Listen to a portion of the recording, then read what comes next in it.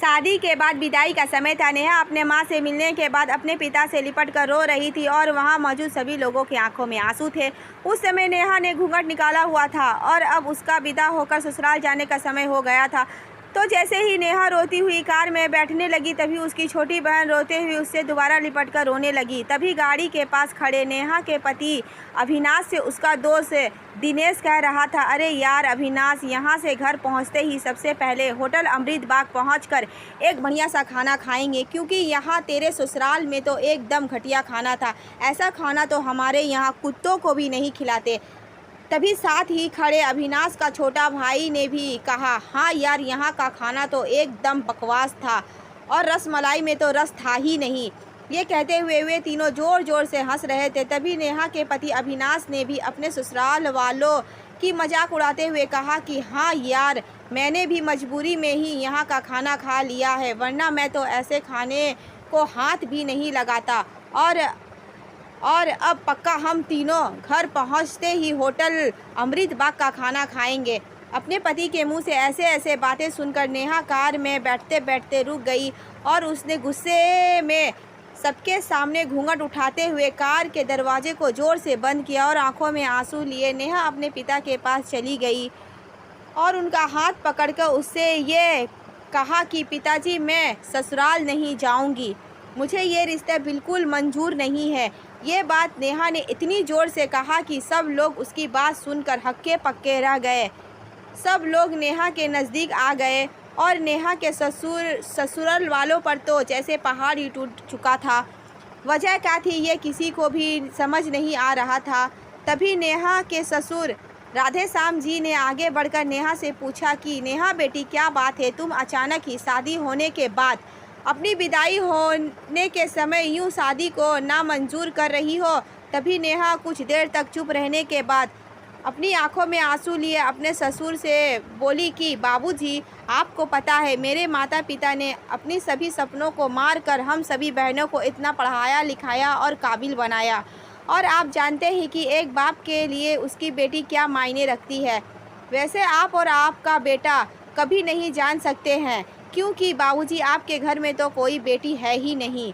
और आप जानते हैं मेरे शादी में आने वाले बारातियों के लिए खाने पीने की एक भी कमी ना हो जाए, इसलिए मेरे पिताजी पिछले 3 महीने से रात को 2 से 3 बजे तक जाकर मेरी माँ के साथ यही योजना बनाते थे कि रसोइया कौन होगा और खाने में बारातियों के लिए किस किस तरह का खाना बनवाया है और बारातियों को कहाँ बिठाया जाए ताकि कहीं किसी को कोई बुरा ना लग जाए। शायद आप नहीं जानते कि मेरी माँ ने पिछले 1 साल से एक भी नई साड़ी नहीं खरीदी है, क्योंकि मेरी शादी में पैसे की कोई कमी ना हो जाए। और आज भी मेरे शादी में भी मेरी माँ मेरी बड़ी बहन की साड़ी पहनकर खड़ी है। और ये तो कुछ भी नहीं, मेरे पिताजी 150 रुपये की इस शर्ट के नीचे कई छेद वाले बनियान पहनकर खड़े हैं, और ये सब सिर्फ इसलिए ताकि मेरी शादी में कोई कमी ना रह जाए। लेकिन इतनी मेहनत करने के बावजूद भी आज इस शादी में आपके बेटे को रोटियां ठंडी लगी, उनके दोस्तों को पनीर बकवास लगा और मेरे देवर जी को तो रस मलाई में रस ही नहीं मिला। और मेरे पति अविनाश जी तो कह रहे थे कि वे तो ऐसे खाने को हाथ भी नहीं लगाते, बस उन्होंने तो मजबूरी में ही ये खाना खा लिया है। अगर सब कुछ इतने ही मजबूरी में ही खा लिया है तो इसकी क्या गारंटी है कि ये मुझसे शादी भी अपनी खुशी से ही कर रहे हैं। कल को अविनाश जी ये भी कह सकते हैं कि मुझसे भी इन्होंने मजबूरी में ही शादी की है। और नेहा रोते हुए अपने ससुर से ये भी कह रही थी कि जिस माता पिता ने मेरी शादी में दिन देखा ना रात, बस शादी के तैयारी में ही लगे रहे, उन माता पिता पर आज आपके बेटे और उसके दोस्तों यूं ज़ोर ज़ोर से हंस रहे हैं और उनकी इतनी बेइज्जती कर रहे हैं। क्या आपके घर में माता पिता की इतनी ही इज्जत होती है? तभी नेहा के ससुर ने कहा कि बेटी, इतनी सी छोटी सी बात पर तुम कितना नाराज़ हो गई हो। तो नेहा ने अपने ससुर की बात को काटते हुए कहा कि बाबूजी, ये छोटी सी बात नहीं है। अगर शादी के बाद भी आपकी इज्जत ना करूं आपको कैसा लगेगा। ये सुनते ही नेहा के ससुर ने शर्म के मारे अपनी आंखें नीचे कर ली। तभी नेहा ने कहा, लेकिन बाबूजी आप चिंता ना करिए, हमारे अंदर हमारे अच्छे माता पिता के संस्कार है। किसी की बेइज्जती करना ये सब हमारे माता पिता ने हमें कभी सिखाया ही नहीं है। ये सुनते ही नेहा के पिताजी दयाशंकर जी ने आंखों में आंसू लिए अपनी बेटी को गले से लगा लिया और उससे कहा कि बेटी, मुझे गर्व है कि तू मेरी बेटी है और अब तू शांत हो जा। बेटी, तुझे मेरी कसम, तू इन्हें माफ़ कर दे और खुशी खुशी अपने ससुराल चली जा। तभी नेहा का पति अविनाश भी नेहा के पिताजी और नेहा से हाथ जोड़कर माफ़ी मांगता है और कहता है कि बाबूजी मुझे माफ़ कर दो, सारी गलती मेरी ही है, लेकिन आज आपकी बेटी ने मुझे एक पिता की इज्जत करना सिखा दिया और आज के बाद मैं हर किसी के माता पिता का हमेशा इज्जत करूँगा।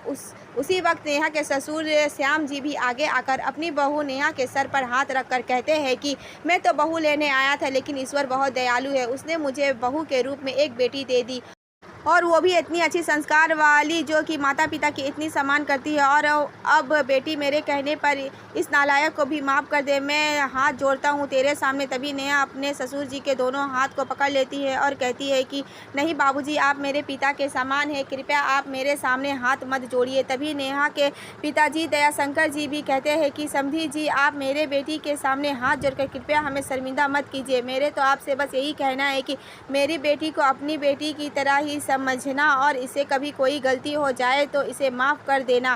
तो श्याम जी ने अपने समधी दयाशंकर जी का हौसला बढ़ाते हुए कहा कि आप बिल्कुल चिंता मत करिए, बल्कि अब तो नेहा बेटी ही हमारे पूरे घर को संभालेगी और अब ये ही हमारे घर की लक्ष्मी है। ये सुनकर नेहा के पिता बहुत खुश हो जाते हैं और अपनी बेटी को खुशी खुशी विदा कर देते हैं और नेहा अब राजी खुशी से अपने ससुराल रवाना हो जाती है और अपने पीछे छोड़ गई थी आंसुओं से भरी हुई अपनी माँ और पिता की आंखें और अपने पिता का वो आंगन जिस आंगन में कल तक वह खूब हंसती खेलती थी। आज से इस आंगन की चिड़िया उड़ गई थी किसी दूसरे प्रदेश। तो दोस्तों, बेटी माँ बाप का अभिमान और एक अनमोल धन होती है और दोस्तों, अपनी छाती पर पत्थर रखकर वो अपनी प्यारी बेटी और अपने जिगर के टुकड़े को उसकी शादी करके उसे विदा करते हैं। इसलिए दोस्तों, एक बाप अपनी बेटी की शादी करा के वैसे ही उसे दूर हो जाता है और हमें उसका अपमान करके उन्हें और दुखी कभी भी नहीं करना चाहिए। आपको ये कहानी कैसी लगी नीचे कमेंट करके हमें ज़रूर बताएं। अगर आपको ये कहानी पसंद आई हो तो अपने दोस्तों में इसे ज़रूर शेयर करें और ऐसी प्यारी कहानी सुनने के लिए हमारे YouTube चैनल से जुड़े। धन्यवाद।